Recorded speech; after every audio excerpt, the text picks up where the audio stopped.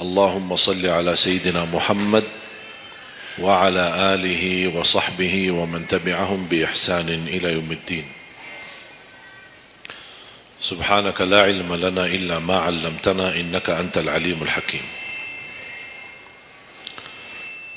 Alhamdulillah, syukrillah, masih diberikan oleh Allah Subhanahu wa taala kesempatan kita bisa bertemu, silaturahim, sama-sama kita belajar dan mempersiapkan diri untuk menyambut bulan suci Ramadan. Tidak terasa begitu berjalan waktu. Perpisahan dari bulan suci Ramadan, sebentar lagi menyambut bulan suci Ramadan. Kalau 1 tahun sudah berlalu, kira-kira 30 hari Ramadan bagaimana? 1 tahun sudah begitu luar biasa cepat. Dan ini menjadi bagian dari umur kita. Bertambah 1 tahun, berlalu 1 tahun, berarti akan melangkah lebih dekat kepada kematian.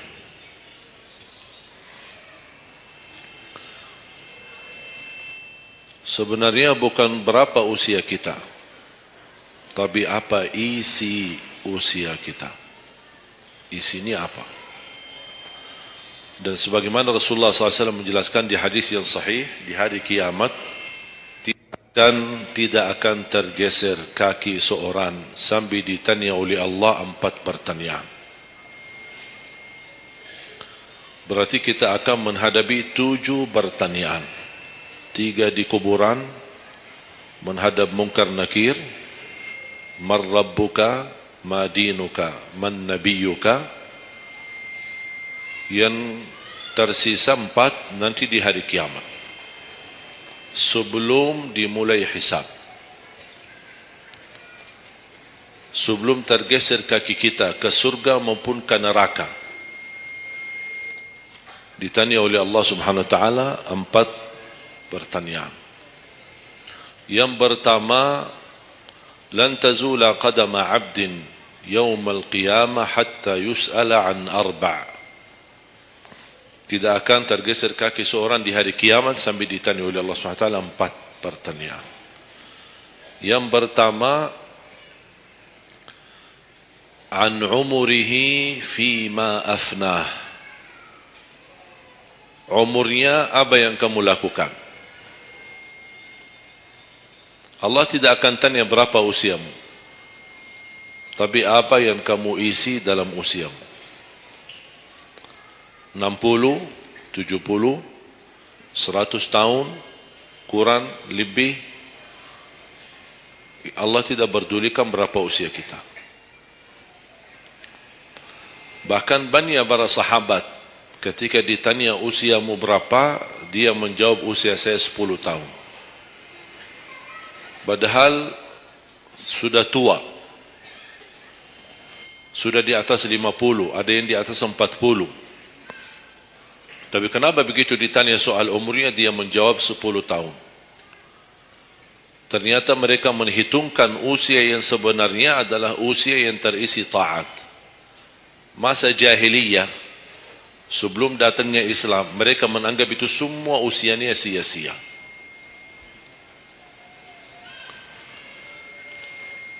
Berarti kalau ada orang muslim tidak salat sama sekali sampai usia 50 tahun, semua usianya sia-sia. Karena tidak ada ibadah satupun yang diterima kalau tidak pernah salat. Biarpun dia haji setiap tahun, puasa setiap Ramadan, dia bersedekah, berinfak setiap hari, tapi tidak pernah salat 5 waktu sama sekali, sia-sia amalannya. Karena pertama yang akan dihisab oleh Allah salatnya. Kalau salat itu beres, baru akan ditanya yang lain. Kalau salatnya tidak ada, Allah tidak perlu bertanya yang lain. Makanya saya selalu berkata, khususnya para pemuda-pemudi, seberapapun dosamu, jangan tinggalkan salat. Sebesar apapun dosamu, jangan tinggalkan salat. Karena salat itu ibadah yang langsung menyambungkan kita sama Allah. Tali hubungan kita sama Allah. Kalau tali hubungan kita sama Allah terputus, tidak ada tali yang bisa sambung lagi. Dan selama anda menjaga salat, berarti masih ada harapan masuk dalam golongan yang akan diampuni Allah. Ada ampunan, ada harapan ampunan. Tapi kalau tidak salat, terus bagaimana Allah ampuni kalau tidak mau bertaubat? Banyak orang berkata, saya malu. Atau dia merasa ada bisikan di hatinya. Buat apa lo salat? Ngapain? Perilaku kamu aja tidak benar. Sama orang tua aja tidak benar. Dosamu tidak pernah henti-henti. Bercuma salat, tidak usah. Itu ingat bisikan syaitan. Karena syaitan ingin semuanya sekali-kali rusak. Kalau berbakti baik belum sempurna, masih banyak dosa maksiat, banyak kerusakan yang lain, tapi masih terjaga salatnya, ada harapan diampuni dosanya. Jangan sampai syaitan berhasil menggoda kita sekalian tidak salat. Oh, sudah hancur. Sudah rusak yang lain, ditambah lagi parah, tinggalkan salat. Atau ada orang taubat. Selama dia tidak salat, lancar, beres, aman, tidak ada apa-apa. Begitu dia taubat, dia merasa sedih, menyesal, dia mulai menjaga salatnya. Hilang motornya, kehilangan kerjaannya, diuji sama Allah SWT dalam rumah tangganya. Syaitan datang, coba kamu aja dulu biasa-biasa aja, tidak pernah ada ujian. Begitu anda mulai salat, ada ujian. Ngapain? Udah berhenti aja salat, nanti kembali beres. Berhenti salat. Pas begitu dia keluar masih kehilangan motor. Ya Allah, gimana? Saya selama ini tidak pernah salat, tidak pernah hilang motor. Begitu saya mulai salat, malah hilang motor saya. Datangnya setan di situ. Coba kalau kamu tidak salat, tidak bakal hilang motornya.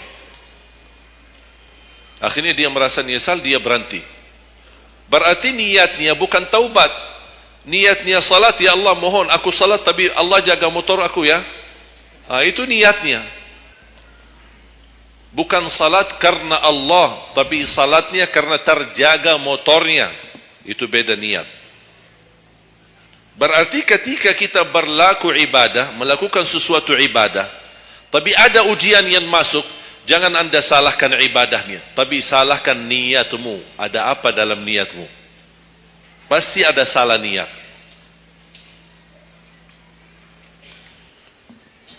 Dan itu inti daripada umur kita. Allah berikan 60 tahun. Kemarin saya hitungkan, kalau standar umur umatku kata Rasulullah kan 60 sampai 70. Itu kira-kira kurang lebih. Ada yang lebih tua, lebih panjang usianya, ada yang lebih muda. Tapi standar kata Rasulullah SAW, a'maru ummati baina 60 wa 70. Standar umur umatku antara 60 sampai 70. Ada yang melebihi dari itu, tapi sedikit sekali dibanding yang lebih muda. Saya kemarin hitungkan 60. Apa yang kita lakukan di dalam usia 60 tahun? Dari lahir sampai balik. Sampai tahun berapa? 15? Kita sepakat 15? 15 tahun. Berarti sebelum balik belum taklif. Sebelum balik belum taklif. Haji boleh tapi tidak wajib, karena syarat haji harus balik. Syaratnya harus balik, walaupun diperintahkan, dibiasakan untuk melaksanakan salat. Tapi anggaplah bedun taklif, belum ada taklif, belum ada kewajiban, berarti 15 tahun itu sia-sia. Dipotonglah dari 60, berapa sisa? 45. Tidur sehari berapa jam? Hah? 8? Boleh kita sepakati angka 8? Ya, kita bicara standar. Katanya menurut kesehatan, tidur yang normal dan pas dan cukup adalah 8 jam. Anggaplah 8 jam tidur. Ada yang tidur 12 jam. Ada yang tidur bangun, salat tidur bangun, salat tidur bangun. Kalau hari libur, dia tidur, tak capek tidurnya. Begitu bangun, ya Allah begal badan saya, tidur lagi.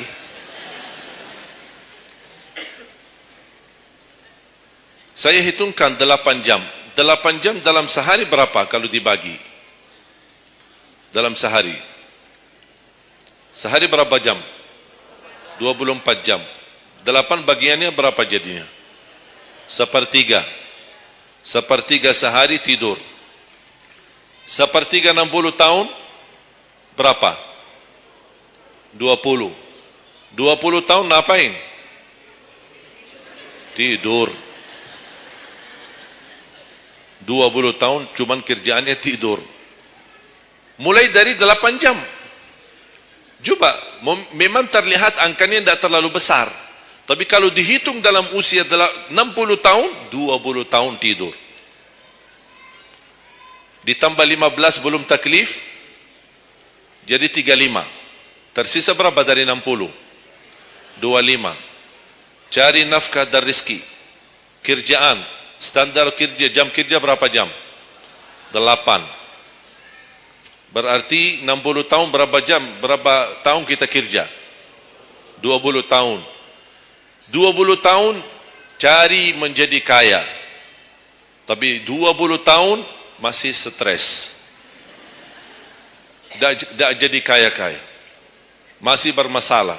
Ditambah habis 20 tahun pensiun, tambah hutang. Belum lagi hutang sana sini. Sekarang semua serba hutang.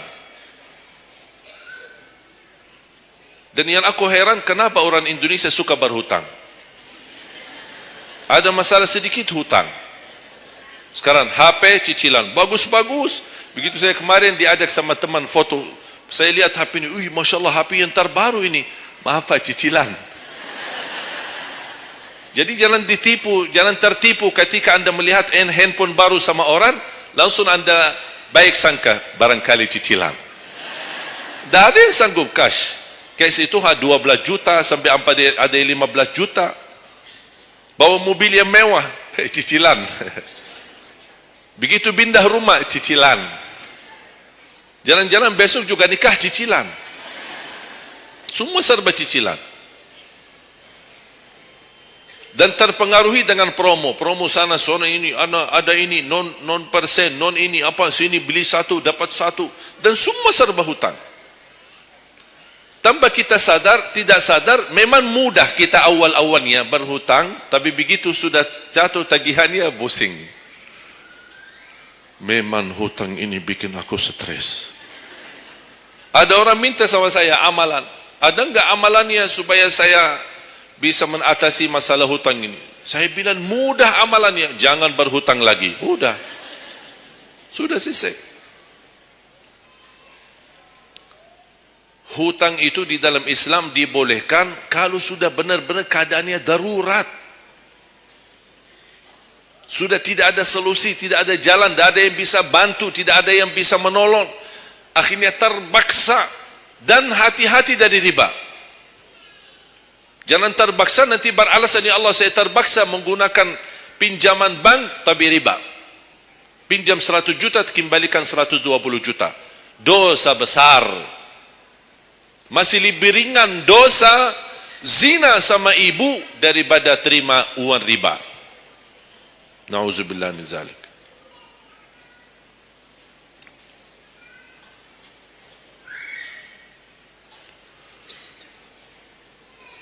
Dua 20 tahun cari kerja. Tadi berapa yang tersisa? 25 kan? Berarti yang tersisa berapa? Saya belum bicara ibadah Bapak Ibu. 20 tahun tidur, 20 tahun cari dunia, 15 tahun masih belum taklif, tersisa 5 tahun. Saya hitung dalam 60 tahun, bagi orang yang rutin menjaga salat 5 waktu, tahu enggak hasil hitungan saya dapat berapa? Anda jaga salat selama 60 tahun, itu menghasilkan ibadah cuma 2 tahun 7 bulan. Total salatmu dalam 60 tahun, 2 tahun 7 bulan. Karena salat 5 waktu berapa? Tidak sampai 1 jam. Tidak sampai 1 jam. Saya bicara yang wajib. Bagaimana saya hitung kalau ada orang yang tidak salat sama sekali? Na'udzubillah, sudah habis sia-sia umurnya kalau tidak salat sama sekali. Saya belum hitung tarawih 23 rakaat 7 menit. Nah, itu beda urusan itu. Ada tarawih 23 rakaat 7 menit? Tidak ada tarawih. Jangan su'uzzan. Itu namanya olahraga. Olahraga paling cepat selesai dapat juara 1. Jadi kita harus baik sangka, jangan su'uzzan. Karena itu bukan salat. Yang aku heran itu setiap tahun itu tradisi ini terulang setiap Ramadan. Menjadi sebuah kebiasaan. Yang seharusnya menjalani kebiasaan agama atau kebiasaan beribadi. Dan kenapa itu hal menjadi betul-betul sesuatu yang kebiasaan, menjadi tradisi? Kenapa? Aku heran ini. Ada yang bisa jawab? Kenapa ketika masuk Ramadan tetap menjalankan 23 rakaat tapi dengan cara cepat? Aku heran belum menemukan jawabannya. Ada apa dengan 23 rakaat harus selesai cepat? Dan ini khusus di bulan Ramadan. Aku sangat kagumi ketika mendengar seorang imam begitu maju imam tarawih rakaat pertama, Allahu Akbar, Masya Allah, kepanjangan takbirnya. Saya sudah alhamdulillah, pasti nikmat, enak. Bismillahirrahmanirrahim, alhamdulillahirabbil alamin, astaghfirullahalazim. Saya kaget, barusan sudah enak, kenapa ini cepat-cepat? Makanya saya ingat di masa ketika saya di salah satu kampung, ada seorang bapa di samping saya. Saya datang ke masjid, sudah mereka mulai tarawih. Yang aku kasihan bapa di sebelah saya, barangkali usia 80, 90. Gerakannya tidak sama seperti kita. Kan kita masih muda, masih bisa mengejar imam. Habis bacaannya imam, saya tidak bisa mendengar kecuali ujung ayat. Oh, ini Al-Fatihah. Bismillahirrahmanirrahim. An-Na'im. Apa? Alhaakumut takatsur. Allahu Akbar. Sami'allahu liman hamidah. Allahu Akbar. Allahu Akbar. Allahu Akbar. Saya masih ikut. Yang saya kasihan bapa yang di samping saya ini. Begitu imam ruku', bapa kan pelan-pelan, kan begal badannya, sudah tua, fisiknya tidak kuat, turun pelan-pelan. Imam sudah sampai Allahu liman hamidah. Bapa berdiri lagi, dah jadi rukuk bapa. Bas begitu sujud, kita semua turun sujud. Bapa saya lihat pelan-pelan sambil batu-batu. Turun. Begitu dia sudah mau nyampe, imam sudah rakaat kedua. Bapa malah berdiri lagi, dah jadi sujud. Astaghfirullahaladzim, kasihan bapa, dah jadi rukuk, dah jadi sujud. Pas di rakaat yang kedua, saya megang tangannya, Pak, kita pulang aja deh. Mendingan salat tarawih di rumah sendiri. Itu bukan salat tarawih. Ramadan cuma berapa kita menemukan Ramadan? Orang yang sudah wafat, kalau kita boleh berbicara dan dengar bisikan, apa yang mereka bisa jawab? Wallahi, semua orang yang sudah mati berkeinginan kembali ke dunia untuk menikmati bulan Ramadan. Mereka ingin menikmati bulan Ramadan, menikmati tarawih, menikmati suasana buka puasa bersama, bagi-bagi sahur dan aktivitas yang lain. Ini kesempatan, kita masih diberi oleh Allah umur, sehat walafiat, maksimalkan. Tidak semestinya 23, mau 11 boleh, mau 23 boleh, mau seberapapun tarawihnya, mau salat tahajud di rumahnya boleh. Ulama sudah menjelaskan jumlah salat malam atau tarawih yang paling sedikit 2 rakaat, yang paling banyak tidak ada batasnya.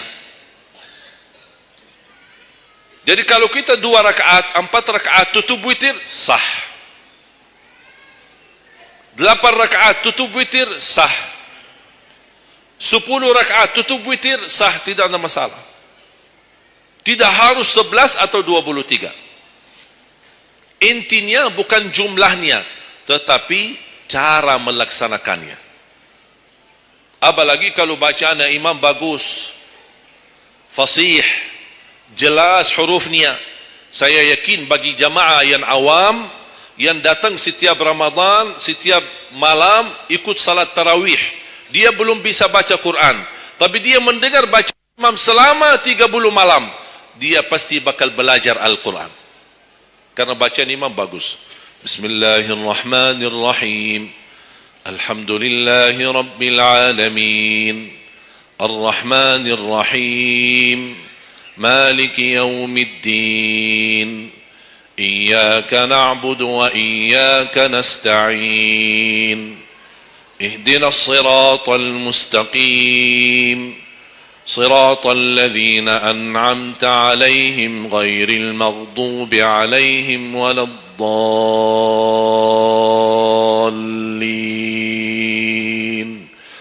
Amin. Kalau tidak dapat manfaat mengikuti salat tarawih di belakang imam yang bacaannya fasih selama 30 hari, anda cuma dapat benarkan bacaan Al-Fatihah, wallahi nikmat, syukur.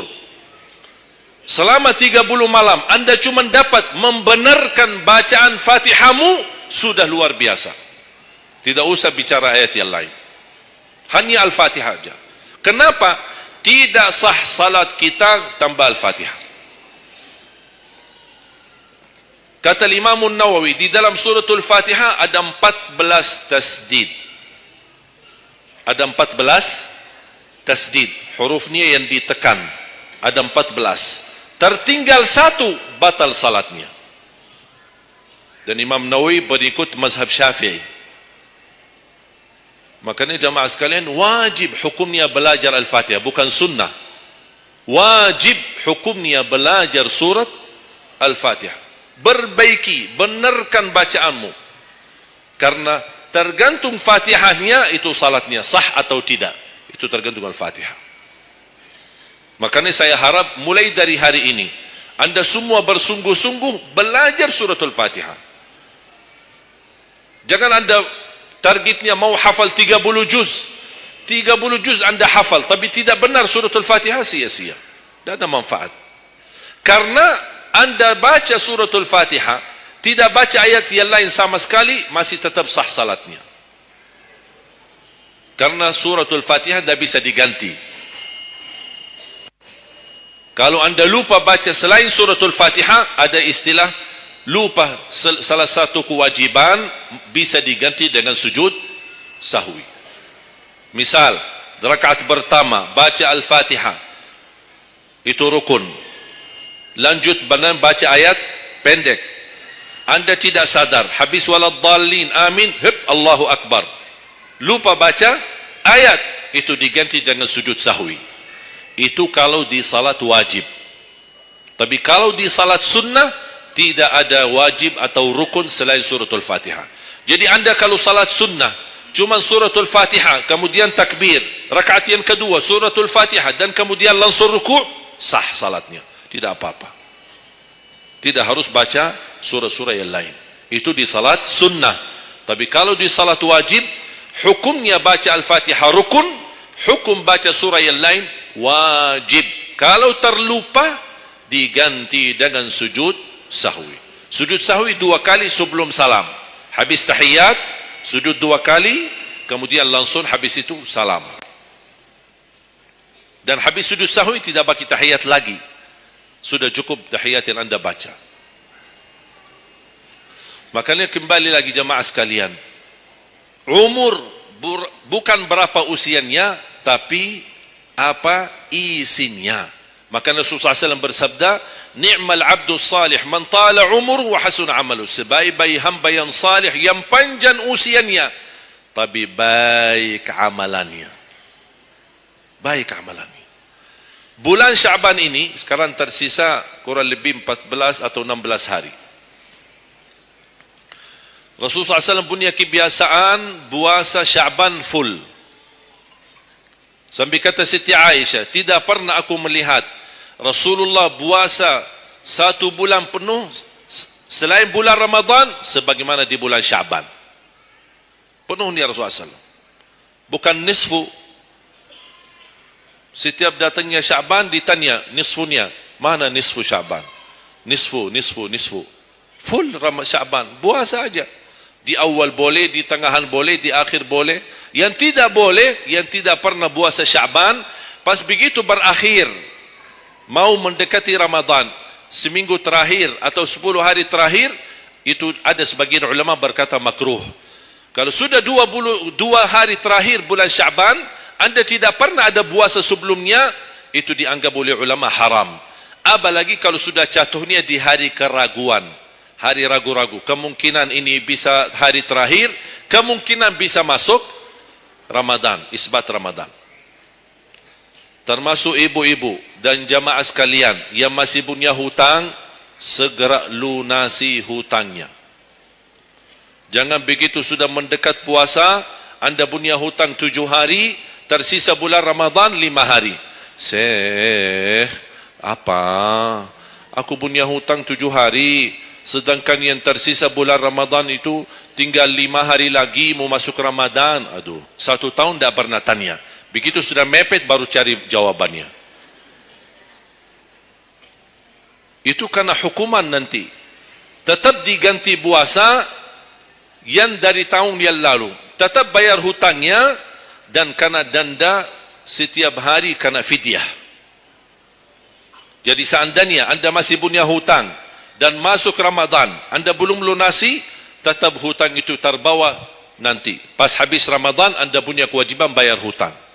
Tapi karena anda tunda, mundurkan sampai masuk Ramadan, anda punya kena denda. Ditambah lagi, bukan hanya bayar dengan puasa ganti puasa, tapi ada lagi namanya fidyah. 1 hari 1 orang miskin. Diberikan kecukupan makanan.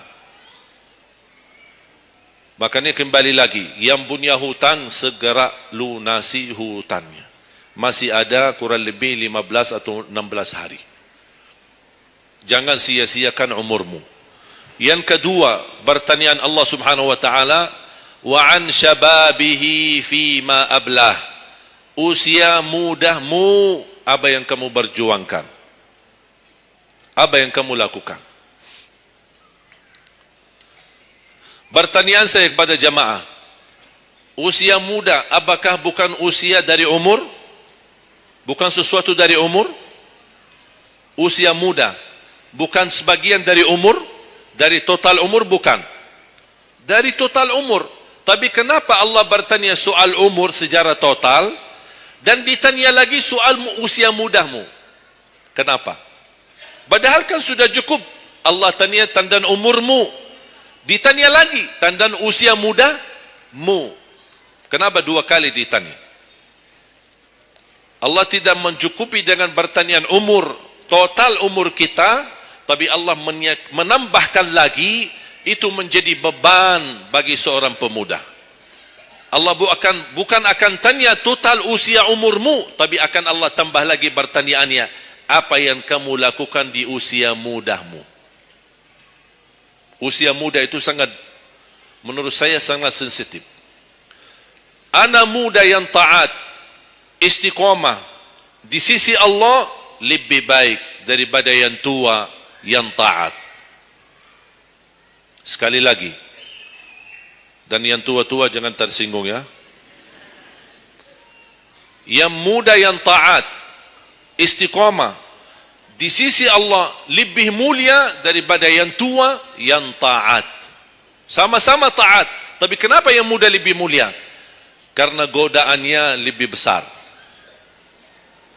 Kalau yang tua, apa yang mau digoda?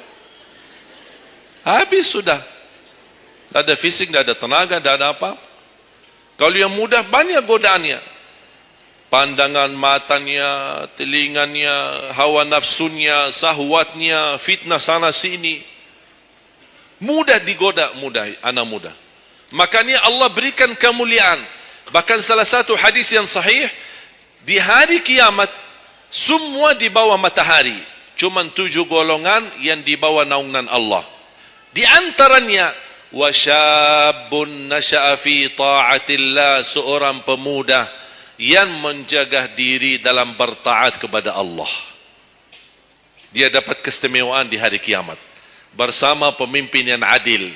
Bersama seorang laki-laki yang tergantung dengan masjid. Berapapun usianya. Ditambah lagi seorang pemuda yang bisa menjaga diri dalam bertaat kepada Allah Subhanahu wa taala. Dan kalau kita baca sejarah ulama, semua para berjuang untuk agama semuanya muda. Tak ada yang tua. Bilal ibn Rabah seorang pemuda, Abdullah ibn Mas'ud penghafal Al-Quran seorang pemuda, Abdullah ibn Umar seorang pemuda, dan banyak yang lain. Muhammadul Fatih yang membebaskan Konstantinia dan memperjuangkan Islam menjadi panglima, masih di bawah usia 21 tahun. Dan banyak sejarah-sejarah. Imam Syafi'i masih sangat muda, bahkan meninggal dunia masih dalam keadaan masih sangat muda, belum sampai usia 50-an tahun. Dan banyak yang lain. Makanya pengaruh bahkan taruhan besar bagi umat Islam itu tergantung pemuda.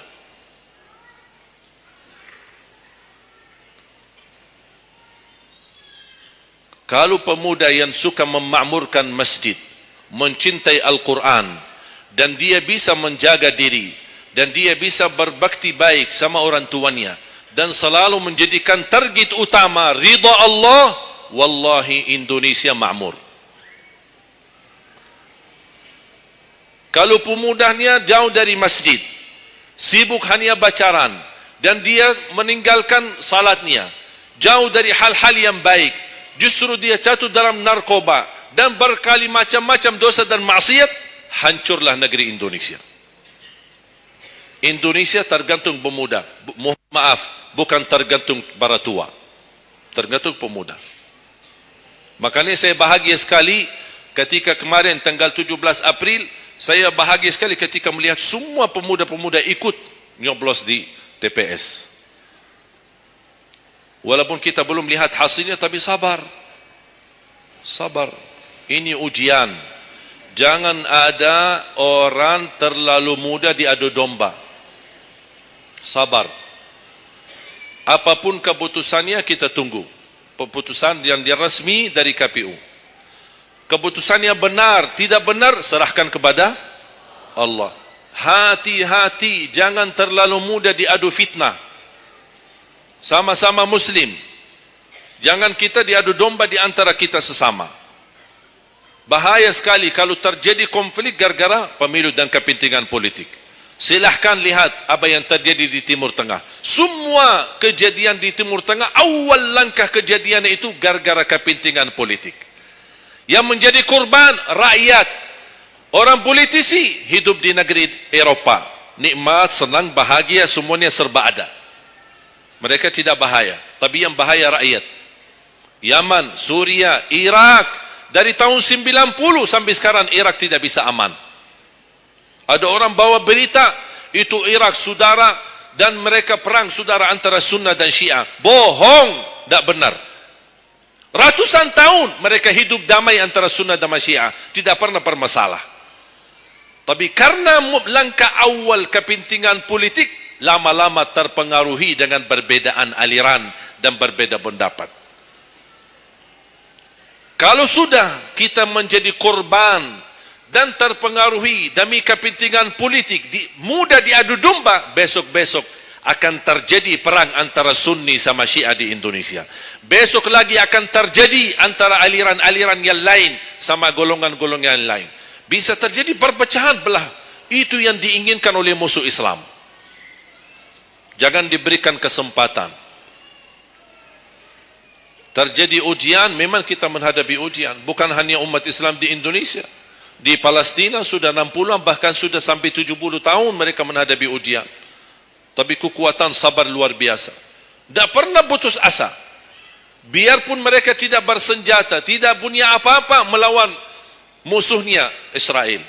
Tapi mereka tetap tidak pernah putus asa, tidak pernah pasrah. Mereka tetap berjuang, mencintai Masjidul Aqsa. Saya merasakan perjuangan pemuda ketika saya ke sana, ke Masjidul Aqsa. Makanya jemaah sekalian, kita bisa memperjuangkan, tapi tanpa membuat permusuhan. Kita masih bisa bertahan. Dan insya Allah ada jalan keluar dari segala kesusahan. Dan Allah tidak mungkin membiarkan kezaliman terjadi. Kalau kita merasa terzalimi, tak apa-apa, tunggu. Dan kita harus belajar saling menghormati. Yang memilih 01 itu hakmu, tapi anda tidak berhak mencaci maki 02. Yang memilih 02 itu hakmu, tapi anda tidak berhak mencaci maki 01. Sama-sama Muslim, sama-sama orang Indonesia. Malu kita, kadang-kadang aku sedih melihatku ini terjadi permusuhan. Ulama di sini mencaci maki ulama yang di sana, ulama yang di sana membalas lagi dan apa aduh. Ya Allah, malu kalau di antara ulama saja terjadi persoalan permasalahan. Gimana orang awam? Makanya selalu saya dalam doaku, ya Allah satukan dan rapatkan hati para ulama kami. Satukan saf ulama kami. Ada perbedaan itu wajar, tapi yang tidak wajar ada permusuhan. Apa yang saya sampaikan sekarang, saya yakin tidak mungkin 100% anda semua terima. Ya harus belajar. Tidak boleh saya maksa anda semua ikut pendapatku. Aku hanya menyampaikan, anda bisa dengar, anda bisa ikuti, anda bisa tolak. Itu hakmu menerima atau menolak. Dan ada orang berhak untuk memaksakan kita. Oleh karena itu sekali lagi, mohon jaga dan rapatkan saf kita. Sekarang banyak muncul di media. Ini semua tujuannya berkeinginan menado domba di antara kita. Sekarang akhirnya yang gagal, yang rusak siapa? Negeri kita.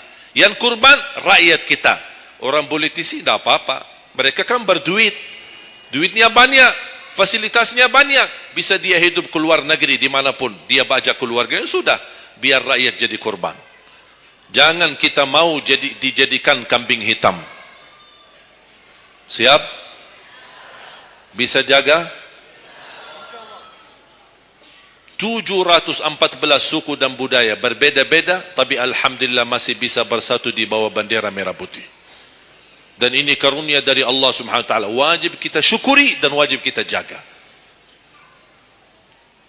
Dan kita berdoa. Sekarang anda sudah ikut memilih kan? Sudah memilih? Sudah, itu ikhtiar. Anda sudah selesaikan tugasmu. Sekarang apa yang harus kita lakukan? Doa, memohon pertolongan dari Allah. Biar Allah yang memilih mana yang terbaik. Ya Allah, kami sudah berusaha, kami sudah berikhtiar. Pimpinlah kami, anugerahkanlah kepada kami pemimpin yang takwa, yang adil, yang amanah, yang mencintai agamamu, yang mencintai ulama, yang bisa melayani rakyat dengan ikhlas. Itu doa kita. Kalau boleh setiap tahajud, setiap sujud, habis duha, habis salat wajib, terus doa seperti itu. Saya punya kebiasaan ketika mengajak jamaah umrah, saya haruskan kepada semua jamaah ketika kami tawaf maupun sa'i, wajib paling tidak 1 kali tawaf, 1 kali sa'i, khusus doakan Indonesia. Karena Indonesia apalagi saat ini sangat membutuhkan doa kita. Sebagaimana kita berduli kepada saudara kita Palestina dan kita bantu, kita mendoakan. Kalau Indonesia tidak perlu bantuan dana, tapi butuh doa kita. Makanya jangan pelit untuk mendoakan negeri kita Indonesia. Faham? Yang ketiga, wa an ilmihi wa an malihi min aina iktasabah wa fima anfaqah. Pertanyaan yang ketiga yang akan ditanyakan oleh Allah, hartamu dari mana dan ke mana? Woi, bahaya ini. Kadang-kadang ada orang sumber dananya halal, tapi pengeluarannya bebas. Semuanya boleh. Itu bertanggung jawabannya. akan ditanya oleh Allah, dari mana dan ke mana? Allah sudah kasih kan? Itu dari mana datang? Anda harus memberi jawaban yang benar. Dan ke mana Anda infakkan? Dan ingat, halaluha hisab wa haramuha azab. Harta yang halal bakal dihisab. Sekarang banyak orang salah faham. Orang fikir kalau ada harta yang haram akan dihisab oleh Allah. Tidak. Yang dihisab bukan yang haram, tapi yang halal. Dari mana dan ke mana? Terus yang haram gimana? Ngapain? Diazab. Anda sudah tahu itu haram, tapi Anda lakukan, Allah tak perlu tanya lagi kenapa Anda lakukan. Allah pergi langsung diazab. Na'udzubillah min zalik. Hati-hati. Oleh karena itu bahagia kata Rasulullah SAW, seorang yang mulia, yang Allah berikan kekayaan, diberikan kemampuan, tapi dia bisa menggunakan dengan sebaik-baiknya. Ni'mal malus salih indal abdis salih. Sebaik-baik harta yang halal di tangan hamba yang salih. Itu termasuk harta yang terbaik. Kenapa yang terbaik di tangan orang yang salih? Karena orang salih tidak mungkin salah guna. Dia sudah jaga sumber, dia juga pengeluarannya jelas. Untuk kebutuhan keluarga, tidak mubazir, tidak berlebih-lebihan. Katanya halal, berarti bebas belanja. Tidak bebas. Islam tidak menanjurkan seperti itu. Anda boleh ambil kebutuhanmu, tapi jangan berlebih-lebihan. Mohon maaf, coba sekarang tanya ibu, tanya diri sendiri masing-masing. Berapa macam baju di lemari kita?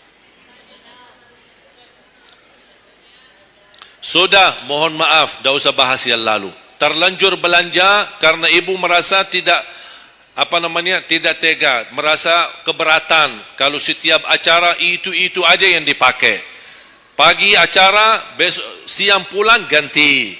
Siang malam ada acara lagi, ganti lagi. Karena merasa malu. Apalagi kalau ketahuan, bukan yang tadi pagi ini ya. Oh, nada, beda warna. Memang sama model tapi beda warna. Malu karena orang-orang itu. Apain kok? Makanya udahlah, terlanjur. Itu memang mohon maaf kebiasaan wanita. Tapi saya usulkan baju-baju yang sudah lama tidak dipakai, ngapain simpan? Sudah, bebaskan, infakkan, sedekahkan. Saya kemarin bermusyawarah dengan tim-tim yayasan kami untuk membuat satu lembaga khusus yang punya pakaian-pakaian yang sudah lama tidak dipakai. Apapun boleh, alat meja, sofa, apa saja yang di rumah, karpet, yang bukannya sesuatu yang tak pernah dipakai, barang makanan, piring, sendok, apa saja, insyaAllah kami bisa ditarik dan dikawal dan dikelola lagi, dikelola ulang, termasuk baju-baju. Kalau ada yang robek, ada yang ini, kita bisa jahit, kita bisa perbaiki dan kita sedekahkan. Bisa di dalam negeri dan bisa di luar negeri. Alhamdulillah program ini berjalan di kota Madinah. Alhamdulillah tidak ada lagi mubazir yang buang baju sia-sia. Semuanya bisa dimanfaatkan. Mudah-mudahan terwujud program ini agar ibu-ibu tidak terbeban. Ada kelebihan mau pindah rumah. Biasanya kalau pindah, apalagi kalau orang kaya, pindah rumah mana barang-barang dibawa lagi?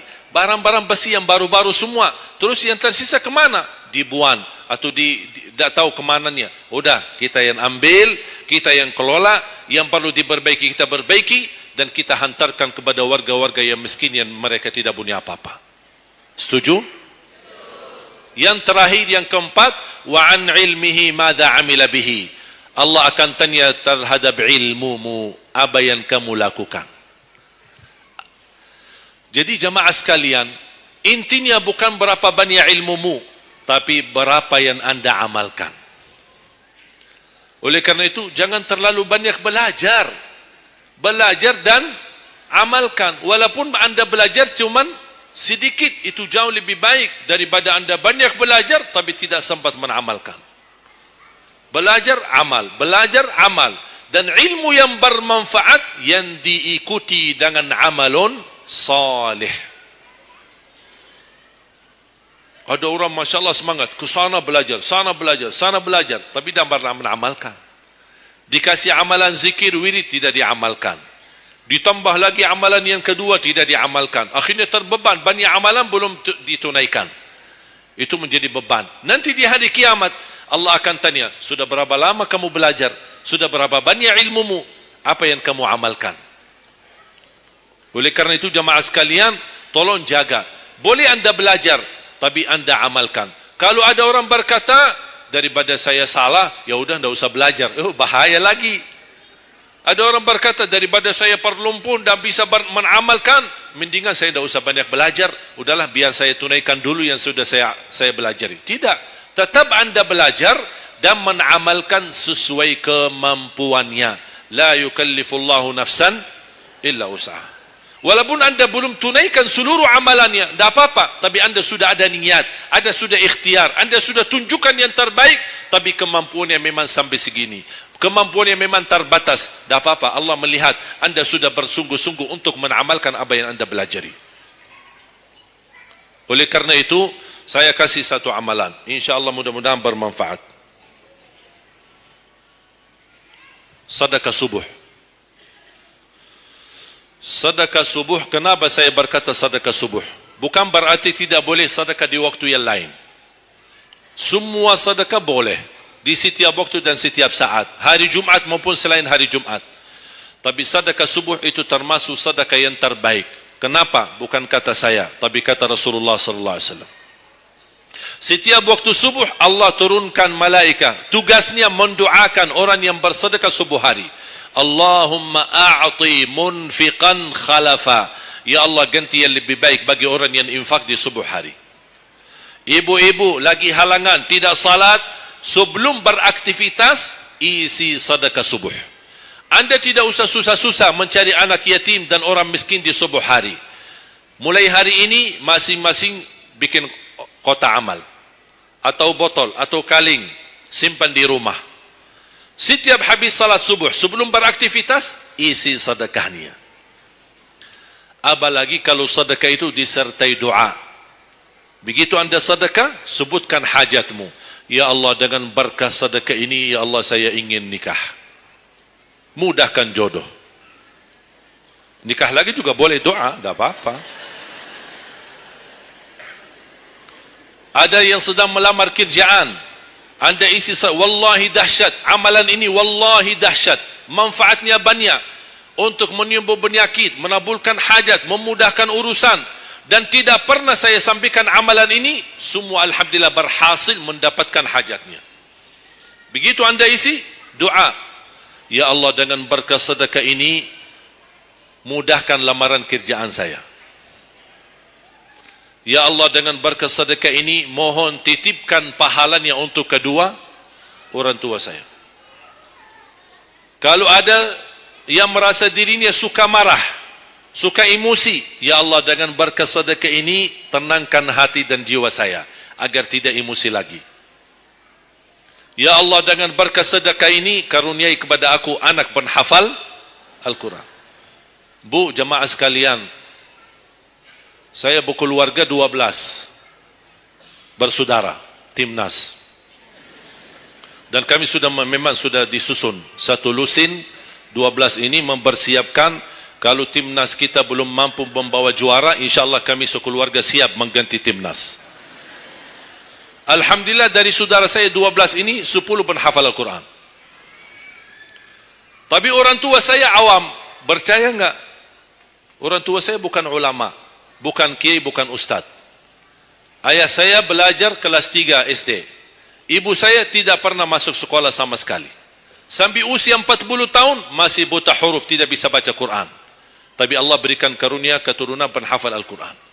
Berkat apa? Salat mereka dan sedekah mereka, termasuk doa. Itu perjuangan mereka. Alhamdulillah, sekarang ayah saya, ibu saya penghafal Al-Quran, yang jadi gurunya anaknya sendiri. Sekarang di Indonesia saya bawa 5 adik saya dan ditugaskan menjadi imam tarawih. Saya bawa mereka pindah dari Arab kemari. Ada 5. Yang perempuan sudah dinikahkan sama orang Indonesia, orang Jakarta. Dan saya dorong adik saya yang perempuan untuk menghafalkan suaminya biar jadi penghafal Quran. Yang 4 laki-laki, ada yang 2 bawa istrinya masing-masing dari Arab, yang 2 lagi saya nikahkan di Indonesia. Sama orang Indonesia. Ada 1 sama orang Sunda, 1 sama orang Lombok. Jangan khawatir Bu, masih ada lagi. Bahkan saya dorong adik-adik saya semua wajib nikah 4. Masing-masing 4 istri. Kenapa? Supaya banyak keturunan. Kalau bisa setiap 1 istri 12, 1 lusin. Masya Allah, luar biasa. Mengapa? Karena kita punya perjuangan yang masih panjang. Cita-cita saya mencetak 1 juta penghafal Al-Quran di Indonesia. Ketika saya datangkan adik saya tugaskan sama mereka dan tegas, kalau kalian datang hanya mau berhiburan, pulang. Kalian di sini untuk bersama-sama memperjuangkan untuk mencetak 1 juta penghafal Al-Quran. Dan alhamdulillah program ini sudah jalan. Dan kita terus memperjuangkan, dan saya harap semua jamaah insya-Allah berkenan terlibat dalam program ini. Cita-cita saya semua masjid se-Indonesia insya-Allah diimami imam penghafal Al-Quran 30 juz. Bahkan lebih hebat lagi cita-cita saya, insya-Allah saya yakin akan terjadi. Insya-Allah di demikian hari, di waktu yang Allah insya-Allah tentukan, insya-Allah presiden kita penghafal Al-Quran. Coba, ya Allah, rasanya enak. Langsung diumumkan di Masjid Istiqlal, khatib dan imam salat Idul Fitri, penghafal Al-Quran 30 juz, Presiden Republik Indonesia. Oh, mantap. Imam salat Idul Adha, Presiden kita. Salat Jumat, khatib dan imam, Presiden kita. Tidak perlu ganti imam. Udah, tidak perlu ganti imam, subhanallah, luar biasa. Coba, saya kagumi ketika membaca dan melihat YouTube-nya Presiden Erdogan, Turki. Walaupun beliau bukan penghafal Al-Quran, tapi murattal bacaannya beliau, Masya Allah. Mana ada sekarang presiden di dunia Islam sebagaimana bacaannya yang benar. Ini sudah saatnya, tapi bukan sekarang ya, nanti maksud saya, sabar dulu. Nanti jadi kacau nanti, semua, sabar dulu. Insya Allah ada waktunya, insya Allah. Mulai dari sekarang kita ayo bersama-sama mempersiapkan untuk kalau anda gagal menjadi penghafal Al-Quran, jangan gagal anakmu, cucumu, generasi yang ini semua. Kita melihat, saya bangga. Kenapa saya semangat untuk mencetak 1 juta penghafal Al-Quran? Itu berkatnya acara Hafiz Indonesia. Nonton kan acara Hafiz Indonesia? Nangis ya? Habis tisu kan? Tahu enggak salah satu karunia Allah untuk Indonesia? Ada teman saya berusaha punya TV di Arab. Beliau ingin membuka dan membuat acara Hafiz Indonesia versi Arab, tapi gagal. Kenapa? Karena tidak menemukan jumlah yang banyak penghafal Al-Quran di bawah usia 10 tahun. Hanya Indonesia saja. Malaysia kalah, Indonesia saja. Di bawah 10 tahun. Dan sayang sekali memang anda yang nonton acara Hafiz Indonesia, anda nonton acara yang sudah jadi. Tapi anda belum tahu apa yang kami berjuangkan di belakang layar. Sebelum acara Hafiz Indonesia, 4 bulan bekerja keras. Sambil tim turun ke lapangan, ke desa-desa, kampung-kampung, ke pulau-pulau untuk menumbulkan dan mendatangkan, menghadirkan para penghafal Al-Quran. Ketika dibawa di Jakarta, 2 bulan berturut-turut kami didik mereka. Yang awalnya pemalu, awalnya ada yang mohon maaf, kencing di celananya sendiri. Saking tidak berani, takut. Alhamdulillah sekarang menjadi mereka pemberani. Bahkan mereka berlumba-lumba azan subuh. Mereka berlumba-lumba membangunkan sesama saudaranya. Sama-sama tertib, makan. Kita menghadirkan dokter kesehatan, kita menghadirkan dokter psikologi jiwa untuk menjaga perasaan mereka selama 2 bulan. Didampingi kadang-kadang ibu mereka, didampingi kadang-kadang ayah-ayah mereka. Dan semua rata-rata sepakat orang tua mereka, tidak pernah kami merasakan bangga memiliki anak sebagaimana kami melihat perjuangan di Hafiz Indonesia. Dan alhamdulillah begitu selesai acara Hafiz Indonesia, kami tidak tinggalkan mereka. Kami terus kawal, kami terus pimpin. Dan alhamdulillah mereka di kampung masing-masing sudah membangun rumah tahfiz. Ada yang membangun pesantren untuk mencetak dan melahirkan jumlah yang banyak penghafal Al-Quran. Dan ini perjuangan luar biasa. Tidak mudah. Berapa biaya yang dikeluarkan. Dan mohon maaf, belum ada sponsor yang bisa mensponsori kita dan membayar full untuk kita. Kita terus bekerja keras dan alhamdulillah masih Allah hantarkan kepada kita orang yang dermawan, orang yang baik, yang berduli dengan dan mencintai Al-Quran. Allah anugerahkan. Wallahi menurut saya saat ini, zaman ini, sedekah yang terbaik dan yang termulia, semua apapun yang terkait dengan Al-Quran, itulah yang termulia. Makanya boleh anda ketika anda bersedekah, jangan lupa disertai doa. Di antaranya anugerahkan ya Allah Indonesia menjadi negara Al-Quran. Tapi tolong fokus. Kalau anda isi sedekahnya, tolong disesuaikan. Jangan isi sedekahnya koin, teng, tapi doanya sampai terbit matahari. Tidak ada malunya. Kata Allah, koin-koin aja sedekahnya, doanya dah habis-habis. Hajatnya panjang, lebar. Malu kita. Bukan Allah tidak bisa. Allah maha bisa menabulkan hajat. Tapi kita malu sama Allah. Kok cuma bikin teng, ya Allah, ya Allah, ya Allah, panjang. Fokus. Kalau usulan saya, satu sedekah, satu hajat. Satu sedekah, satu hajat. Dan insyaAllah akan anda melihat manfaatnya. Mudah-mudahan semua yang hadir, insyaAllah menjadi keluarga besar 1 juta penghafal Al-Quran. 1 juta mencetak penghafal Al-Quran. 1 juta keluarga Al-Quran yang insyaAllah akan membangun generasi baru yang membawa Indonesia menjadi baldatun tayyibatun wa rabbun ghafur, dan di masa yang akan datang insyaAllah Indonesia menjadi lebih baik. Amin ya rabbal alamin. Barakallahu fikum. Terima kasih, semoga bermanfaat. Kurang lebihnya mohon maaf. Mungkin ada panitia ingin menyampaikan selanjutnya. Wallahu a'lam. Subhanakallahumma bihamdik, asyhadu an la ilaha illa anta, astaghfiruka wa atubu ilaik.